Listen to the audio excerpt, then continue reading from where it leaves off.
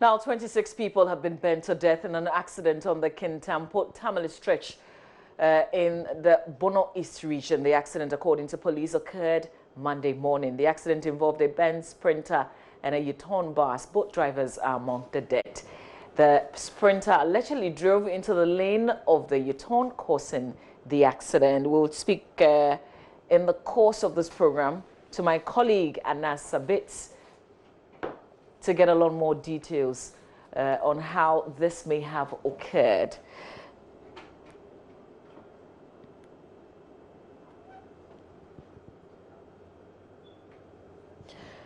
But we are told, for instance, that most of the bodies have been burnt beyond recognition and that the dead include a pregnant woman. Survivors have been taken to the Kintampo Government Hospital, but the code rescue officials are saying that the casualty figure could go up. Reports also indicate that the bus, which was carrying sacks of fresh pepper and about 12 passengers and heading towards Kintampo from Tamale, collided head-on with a Sprinter between Kawampe and Dawa at about 4 a.m. Monday. The graphic online is quoting the assemblyman for Kawampe, Mr. Matthias Tasun, who says the two buses caught fire after the collision and all the passengers who got trapped in the Sprinter bus were burnt to death. We go to the phone lines to speak to Nana Wiafe Akente, who is with our sister station, Adom FM, for more. Nana Wiafe, what can you tell us about this accident? We're told that it happened about 4 a.m. this morning.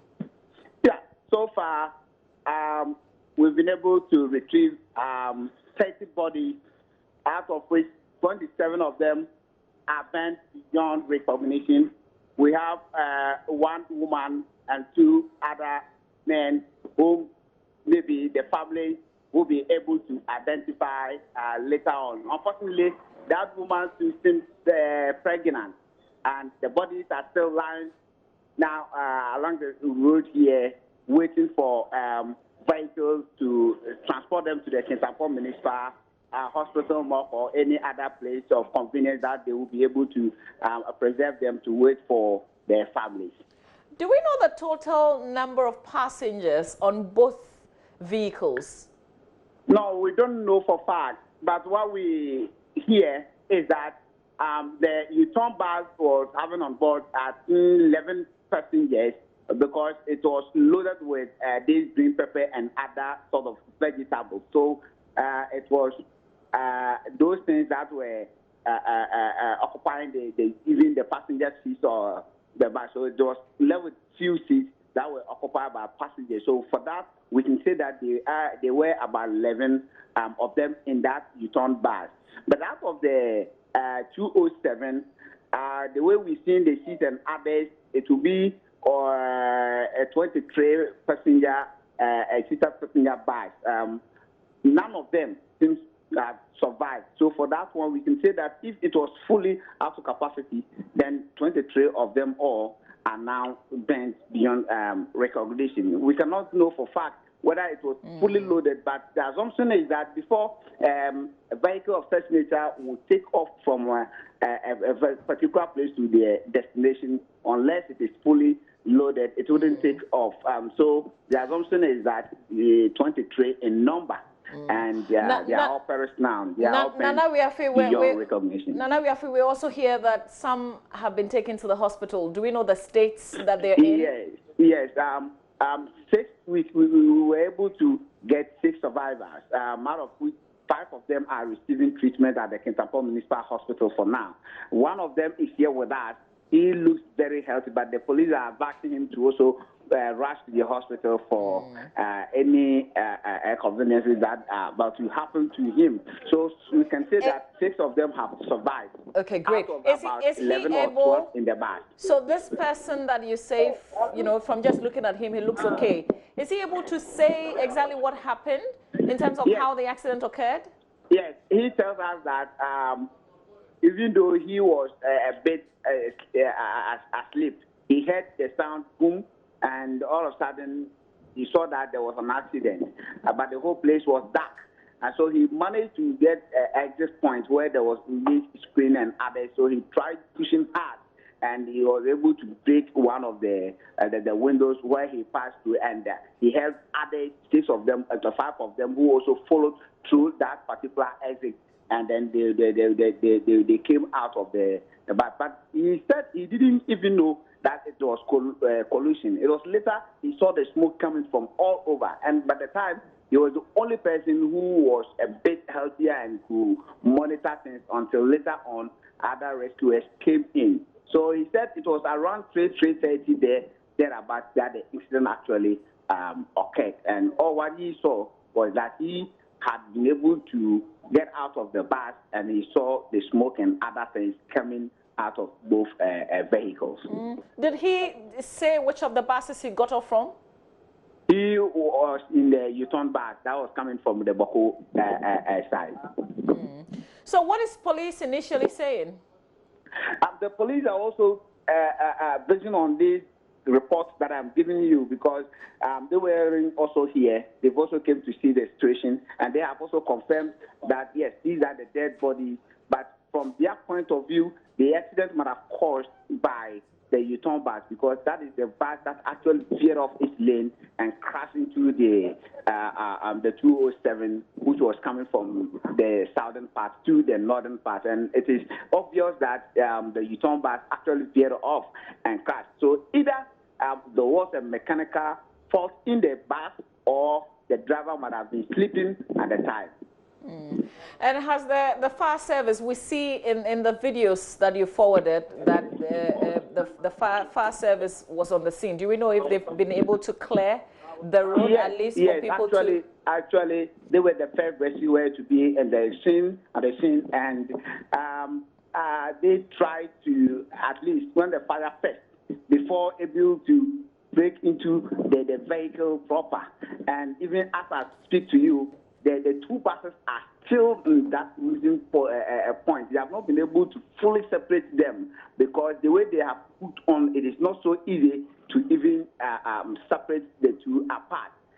But the good thing is that they feel there's nobody inside there again, because they have been able to enter deep, except the back there where the vegetable is fully loaded there, and you can see still smoke coming out of that place. But the convention is that because there were 11 in that bus, 6 of them have been taken to the hospital already. It's assumed that there's nobody in the bus again. But they actually did everything. They had to bring the fire under control and then also cut the pieces so that they will be able to remove those bodies. So they actually did everything, and it has not been so easy. Even with those who joined them later, the kind of smoke that we are inhaling are so unhealthy. It is so choking that I can't even imagine when they came to the scene, when the flames were high, and then so, the smoke was so hard. And Nana, so what you are saying essentially to us is that they are convinced that there are no longer bodies in those vehicles. They're done with searching for... That's exactly what they are saying, and that is exactly what we can also witness, because we've all tried to get closer to the bus, to the wreckage, and see if we could even see some traces of some burnt bodies, but we're not seeing so. So for now, we are all convinced that they have been able to remove them.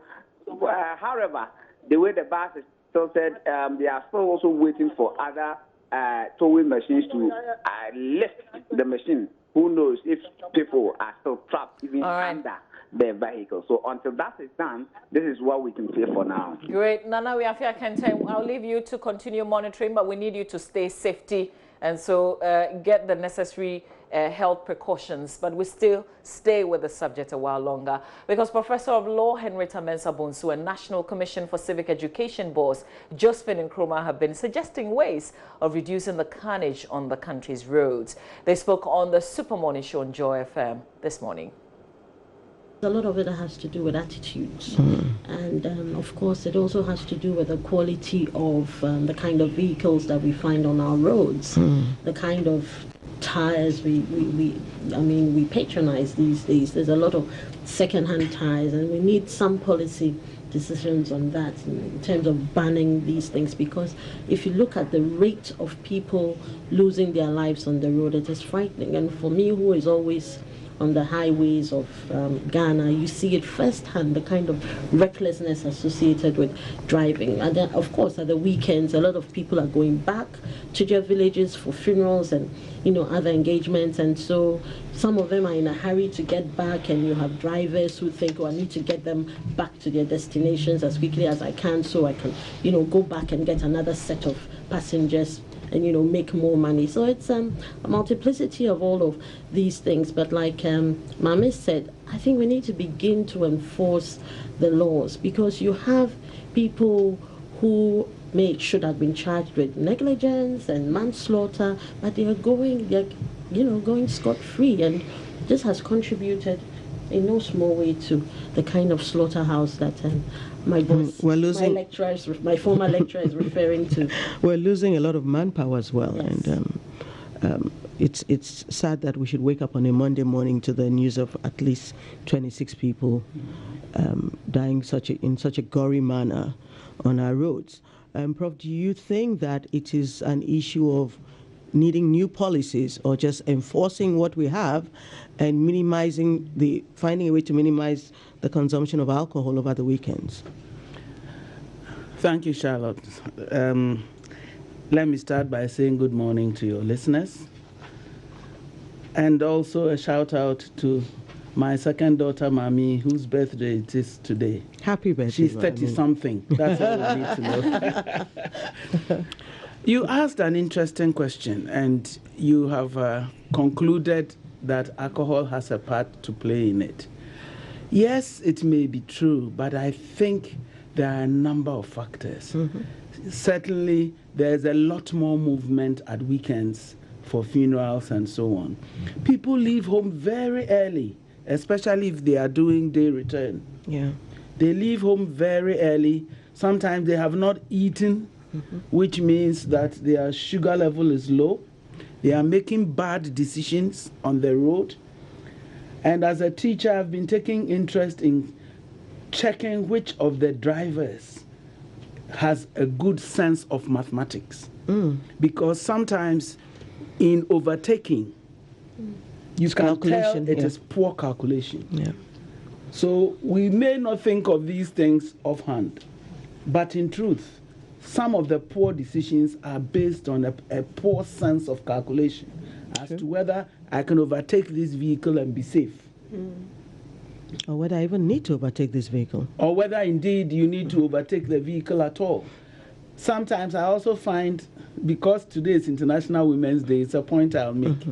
Have you ever noticed when you are driving that when you overtake a driver, particularly a taxi driver, whatever it takes, he must overtake you. Overtake the woman. Yes. Whatever it takes. Just because you're a woman. Yes. So there's something there. She has to and then we also have people who ordinarily don't have much power, but when they sit behind powerful vehicles, feel powerful.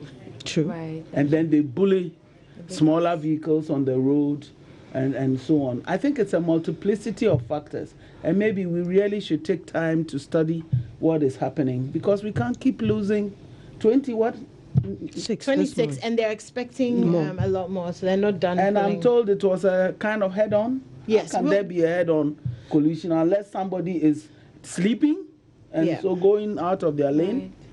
Right. Or something that so distracted them that they were in the lane of the other person. It's really distressing. Mm-hmm. And these incredible women were speaking on the Super Morning Show on Joy FM just today because of the commemoration of International Women's Day. Now, from the late Komla Dumo to the BBC's Akwesi Sapon, many great people with great talent, mostly men, have passed through the multimedia group.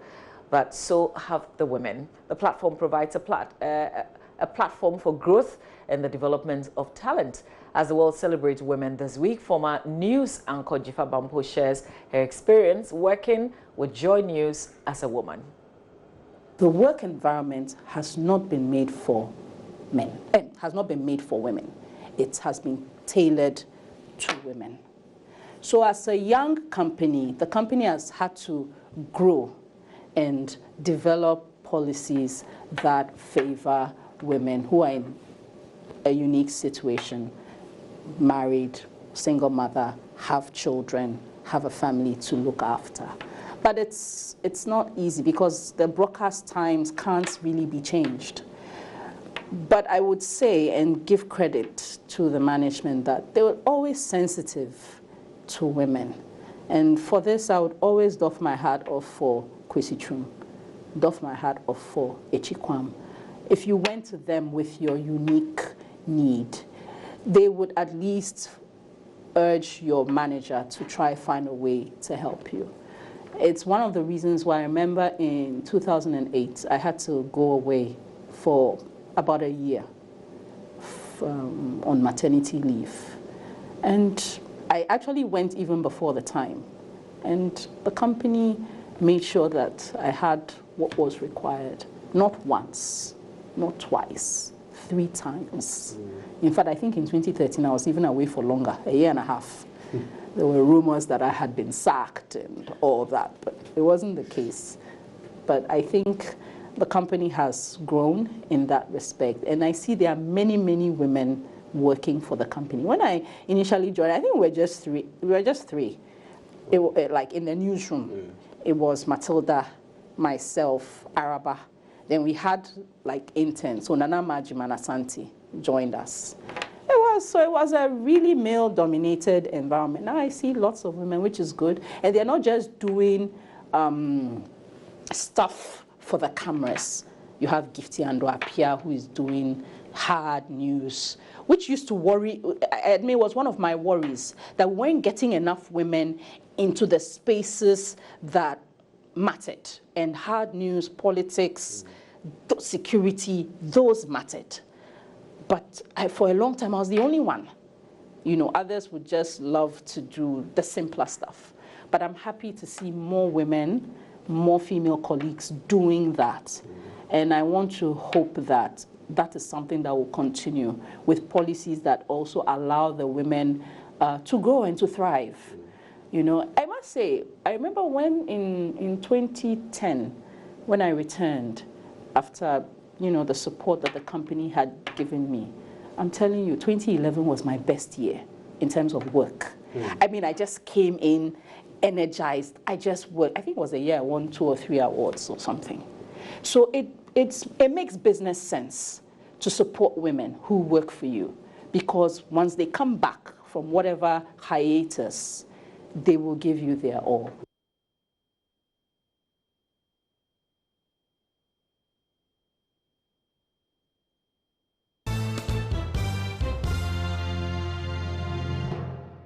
And we continue to share our success stories 25 years on. Now, 25 years of uneven progress despite gains in education, while still a violent, highly discriminatory place for girls.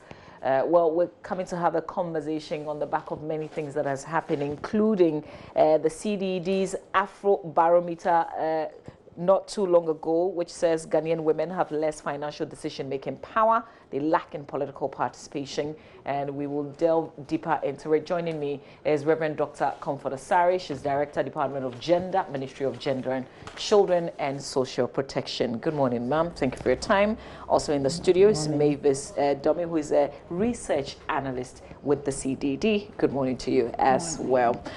So first, let's just lay it bare. 25 years of uneven progress, despite gains in education, the world still a violent, highly discriminatory place for girls. I will want to take your initial comments on this, and then we'll come back to the Afrobarometer and the findings.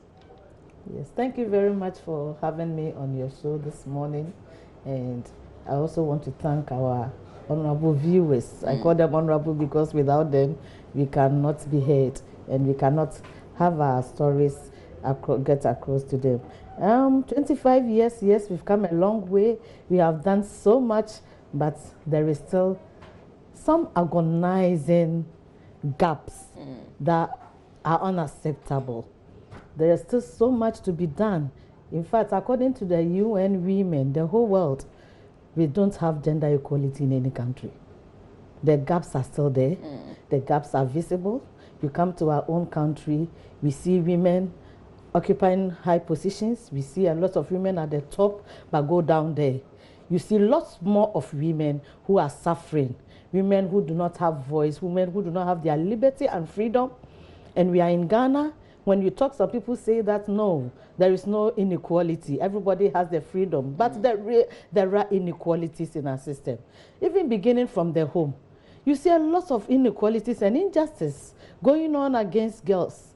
And we grow with them. We grow with the perception that women belong somewhere and males and men or boys belong somewhere else. So things that boys can do, we don't allow them to do. We burden the girl child, and the time that the girl child needs to even study to excel becomes problematic. When you come to the economic sector, yes, we have the freedom, we have the liberty. How many women have bank accounts? How many women have money even in their bank accounts? How many women understand how to access funds from the banks and who even have what it takes to get the funding?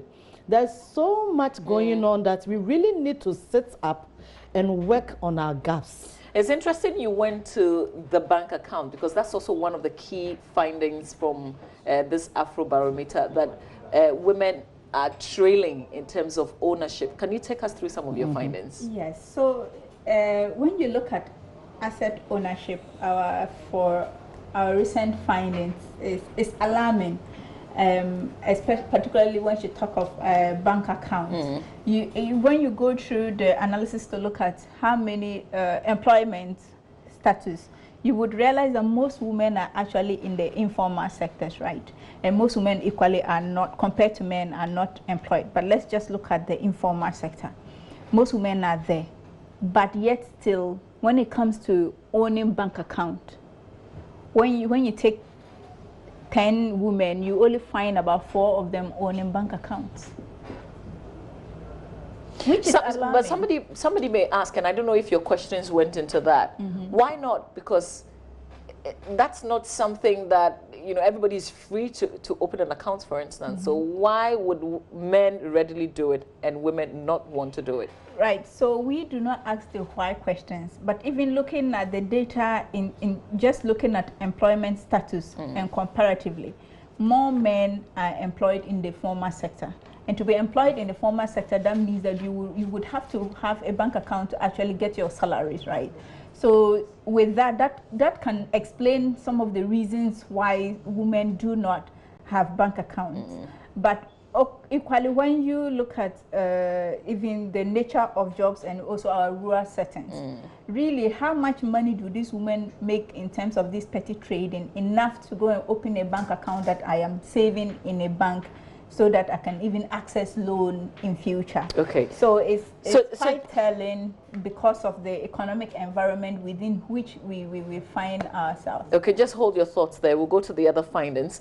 But I want us to look at just what you've said. We've heard a lot that women who are in the informal sector have lots of money, and people will readily point you to Makola. And that some of these women who don't have formal accounts make a lot of money. They actually drive the economy somehow. How do you link it to what she's just said? I will not totally agree to what the statement you made. It is true that there are Makola women who are very wealthy. We all assume they are wealthy, and of course we know some people who work there and who are wealthy. But how many of the women work own such big shops? How many of the women at Makola are making wealth? We count the shops and we think Makola is Makola. Everybody who goes there gets money. But we are not talking about Makola. We are talking about the markets at Adosu. We are talking about the markets at Zonye in Upper West region. We are talking about other markets. What do the women sell? How much profit do they make a day? What is their responsibility? You go to some of these homes and it will shock you that, you know, the money, the profit they make and the expenditure, it is always more than their profits they make daily. And with time, they get out of business and they become indebted to creditors, people who supported them to set up their businesses. One may ask, what do they use their money for? We've been engaging women and telling them that, see, the plenty clothes that we buy, we must stop. But that is not the issue. Women are so burdened. They pay school fees, they bear hospital bills, they make sure their children eat well and sleep. How much do their husbands give them? A lot of men are doing very well, but a lot of the women too are suffering in their marriages because their husbands do not live up to the task. Mavis, take us through some of the very key ones. Yes, so one of the talent for me is education.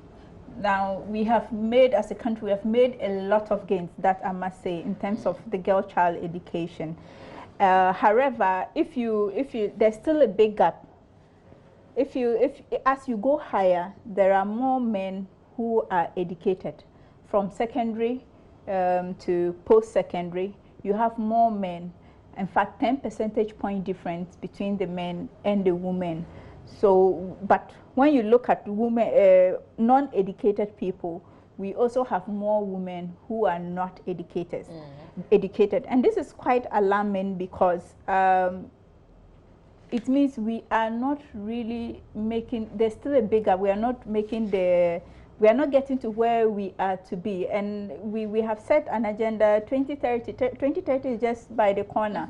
How are we going to achieve this? Okay. And it's very alarming. And let's stay with education, unless there's something more to say on education. Okay, yes, great. Yeah. Because if you look at this UNICEF's release on education, for instance, it says the number of out-of-school girls has dropped by 79 million in the last 2 decades. Girls became more likely to be in secondary school than boys in just the last decade. And this actually supports what she just said. The higher you go, you realize the number of girls are dropping. Why is that so? Why haven't we been able to fix this? One, I think it is because of cultural issues, the traditions that we believe in. Because in this modern Ghana, last year we had to travel all the way to Upper West region to some communities, because in those communities, one of them, for 25 years, no girl has completed junior high school. Is it because there are no girls in the community? Because of child marriage and teenage pregnancy. No girl. And it's so alarming. In one of the schools too, for 5 years. And they told us, Madam, there are more. If you come and we take you to the other schools, you'll discover more and you'll be shocked. So it's like some areas are developing very well. Some areas have all the information, and other areas we have neglected them. It is good that girls are improving when it comes to the numbers of girls who are in school. But then, when you go to some of the communities, you ask yourself, is this part of Ghana? Our concentration is on certain communities, and we've neglected some. Isn't that why we have, for instance, the Ministry of Gender? Yes, so that is why we are making sure that we unearth all the challenges and gaps that okay, so just real quick on this. When you observe this, what have you done? What did you do? So that day we had a big deba. We brought the schools together. We brought the dignitaries there together. We brought the head teachers and the teachers and even the community members together with the chiefs. So as we speak, we are helping one of the communities to develop a bylaw, being led by the chief. So the chief gave us assurance and was committed to the drive to make sure that girls stay in school. So has anything changed? Do we know if that girls was only late in October last year. Okay. So this year we're going to have more programs with them, and we're going to institute an award scheme for the school and the girls who are able to reach our targets. Okay. I think what would be most encouraging will be an update on it to see if indeed, after all the work that you put in, if anything has changed on the ground. You know, there was a community in Central Region, I've forgotten that community. Every year, girls got pregnant. But when we started our mentoring programs with them. For the past 2 years, no girl has gotten pregnant. Great, that's good news. And we know we but are they haven't gotten results. pregnant, but are they in school? They are in school. Okay, yes, they are in great. school. And Maybe even yesterday, we had a program to honor some of them who have excelled. They are in school and they are continuing to secondary. And some are in the university. Good to know. Mavis, let's go into the issue of politics. It's an election year. What were your findings in this area? Well, when it comes to participation in elections in terms of voting, of course, there's no difference, so much difference between male and female voters. We all go out and vote. But when it comes to political discussions, having political discussions, women tend to shy away from political discussions. The findings show that about 11% difference between male and female. So 70% of males said that they do discuss politics when they gather with their friends, whilst only 59% said that women said they do discuss politics. The other alarming one for me is attending community meetings, because these are where we have our voices heard. But it's only less than half, less than 4 in 10 women said that they attend community meetings. 4 in 10? 4 in 10. 4 in 10. When you take 10 women, 4 said they attended community meetings. And this is alarming for me because this is where we get our voices heard. So if we do not attend meetings, what does that mean? And it's a political year. So how will we get our voices heard? Yeah. Joining to raise issues is also another problem. Do you join people to go raise issues? Most women, also 4 in 10, only 4 in 10 women said they do this. And for me, some of these things comes to how, as political parties, as government, as even CSOs, how do we organize our community forums that would allow women to participate? The timing is very, very important. So I hear you say sometimes it's not because they're not showing up, not simply because they're women, but it's also because it clashes with something that they deem as very important. There are various issues here. You can look at the fact that there may be a lot of women who are not willing to participate. And that, if you even take that, you can go down to the cultural setting and norms and structure that prevent women or even discourage women to want to participate. And you can also look at the political structure in Ghana that do not really encourage women to want to participate. And at the same time, you can look at how we organize our programs in terms of timing that would not allow so convenient. Yes. So I just want to ask the Department of Gender, is the department interested in getting women into political office or taking part in decision making in terms of the finding of they not being part of the discussions on the ground and taking decisions? Yes, we do. We are interested, and we are leading the development of the Affirmative Action Bill, which is in its final stage now. It's gone to cabinet. People are always saying... haven't we been there before many times? We've been there, but you see, the Affirmative Action Bill is a bill that's will come to clash with certain beliefs that we uphold.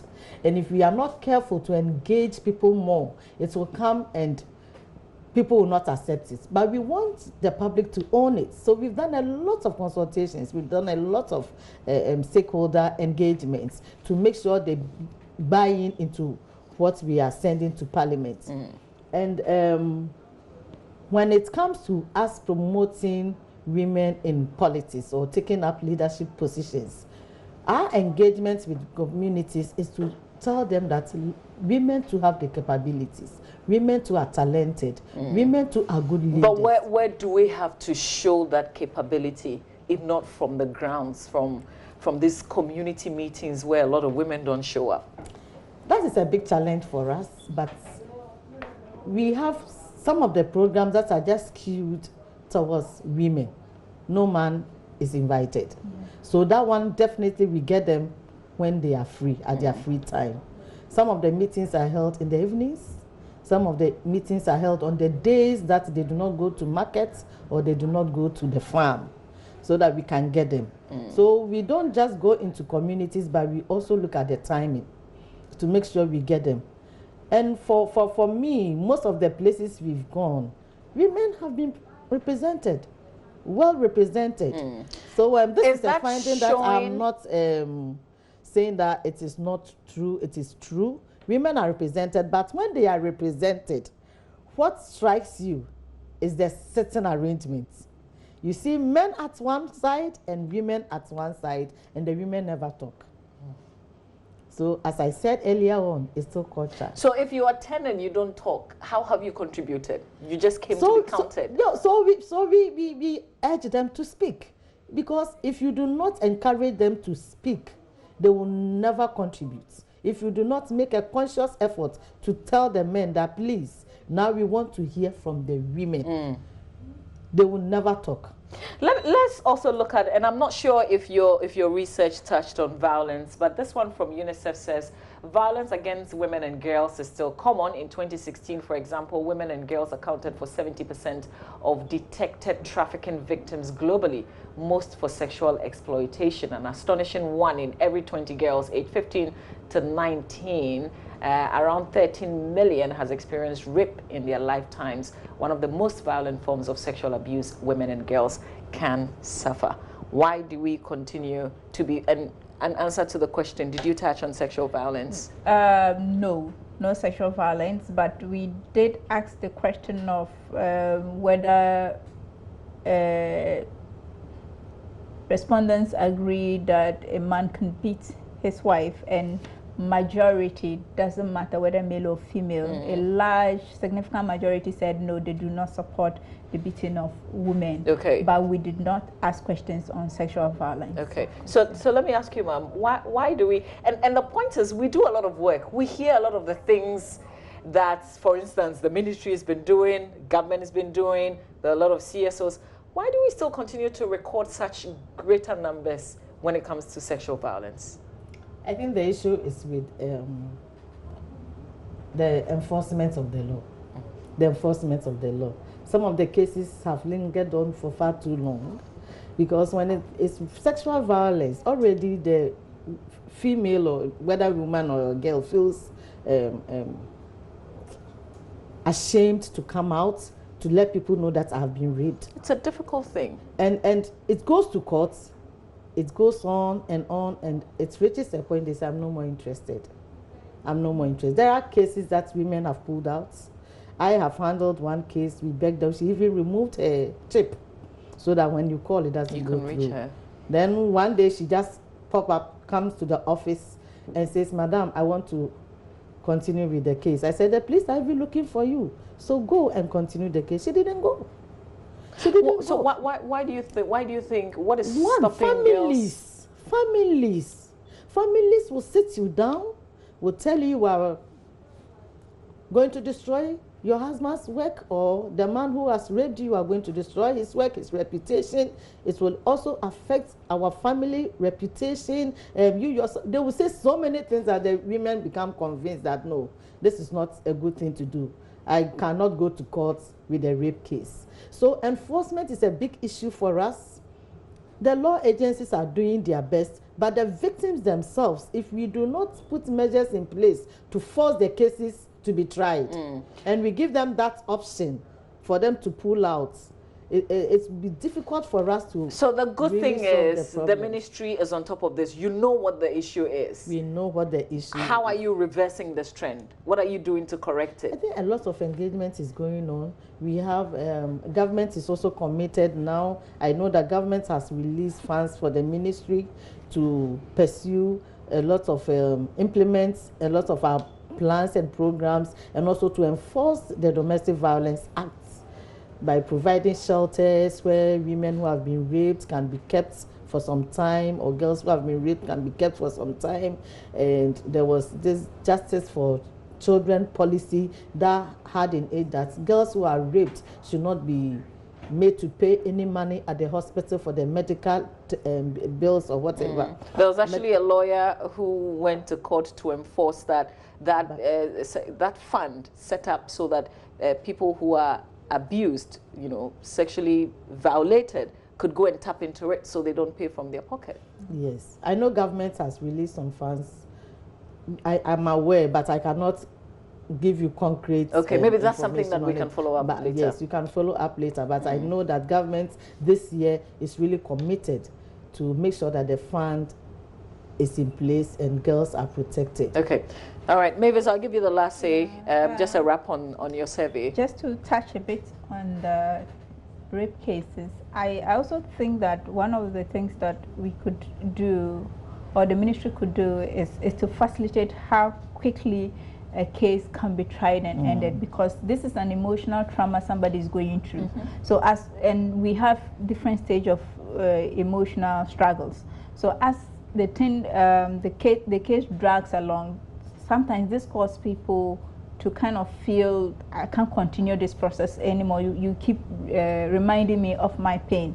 So I think that the proceedings, we need to be able to close the gap, or to be fast, quick in prosecuting these cases. But what I would say is that Ghana, we have come far since affirmative action, Beijing 25 years. 25 years. We have come far, especially in education. We have come far. However, there is still gaps. We have made gains, but there are gaps in education, in employment, in political participation, and equally in owning assets. So I think that the way forward is to be able to put in place structures and policies that, I know Ghana, we have a lot of these policies, but we have them. I was going to tell you that we don't need any policy. We don't need them. We have a whole law. It is more of enforcing these so policies. I guess going forward, we need the CSOs to be on the agencies, and we also keep an eye on it's the, a matter of enforcing, agents, the agencies. Yes, to enforce these policies. Exactly. And also a lot of awareness creation around these issues. We think a lot of people know, but we still need to put more emphasis on awareness. All right. Thank you very much for your time. Mavis Dome is a research analyst with the CDD. She shared the Afrobarometer on gender with us. Also in the studio is Reverend Dr. Comfort Asari. She's Director, Department of Gender at the Gender Ministry. Thank you, ladies, for your time. Still ahead, operators of Unipass who remain resolute despite shaky start to implementation of the new customs management systems. Details in business coming up shortly.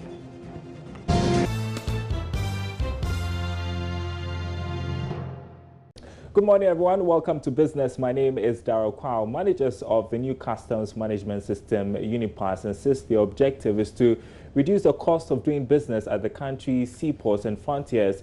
They say they are unfazed by the targeted negative media campaign by persons they say have opposed the system from onset. The operations manager of Ghana Link Network Services Limited, Raymond Amaglo, the local partners for courier customs services, tells my colleague Novan Akwaheford Unipass is to help block all revenue leakages.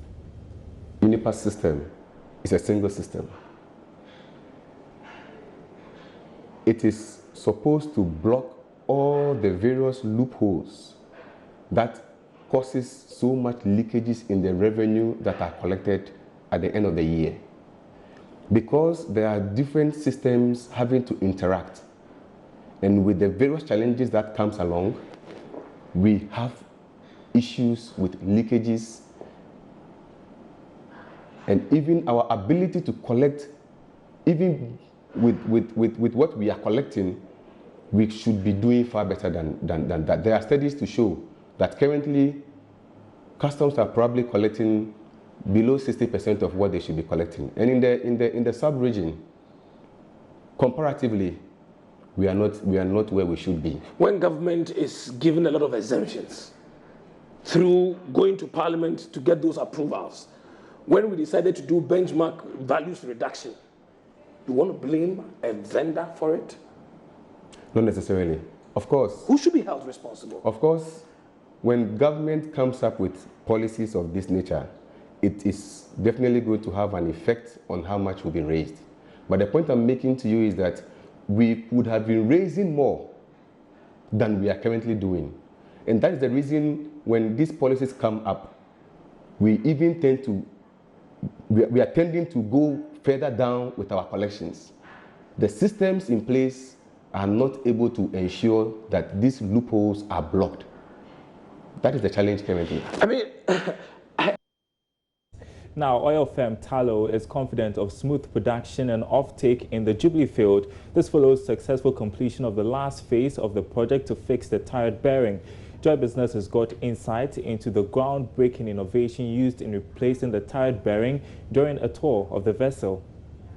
The FPSO Kwame Nkrumah uses one of the biggest turrets ever constructed in the oil industry. The turret not only enables the FPSO position favorably against the wind and weather, it also is a major component to which pipes carrying up oil and gas are connected. In 2016, lead operator of the Jubilee field, Tullow Oil, confirmed damage to the turret bearing, which could no longer rotate as originally designed. The turret remediation project was to replace the bearing and improve offtake. This is the turret. It's where the ESDV, so the emergency system valves are, and it's the interface between subsea and topsides. So where all the process fluids flow or the injection water is sent subsea. Offshore field manager Bruce Tate shows us the fixed turret. The turret bearing has been replaced, so we formed another type of bearing in its place, and we changed location as well. So the heading used to be on 277 and now we're 205, so another way of testing the bearing, and we came around onto location, so we now face a 205 heading. The remediation project is the first of its type at sea, the groundbreaking innovation that fixed the turret and creates an efficient offloading system alongside production. What did the magic? The deployment of what is known as the Calm Buoy, a floating hull with a rotating head which vessels can moor, fabricated in Estonia. It was retrofitted on the Jubilee FPSO Kwame Nkrumah and is located more than 1.8 kilometers away from the FPSO. The FPSO Kwame Nkrumah currently produces 96,200 barrels of oil a day as challenges have been fixed. Production in the Jubilee field is a mix of complicated systems. Tate says their ability to run these processes seamlessly speaks volumes about Tullow's technical expertise to facilitate smooth and safe production of oil and gas. And that's your business update. Sports is up next. Stay tuned.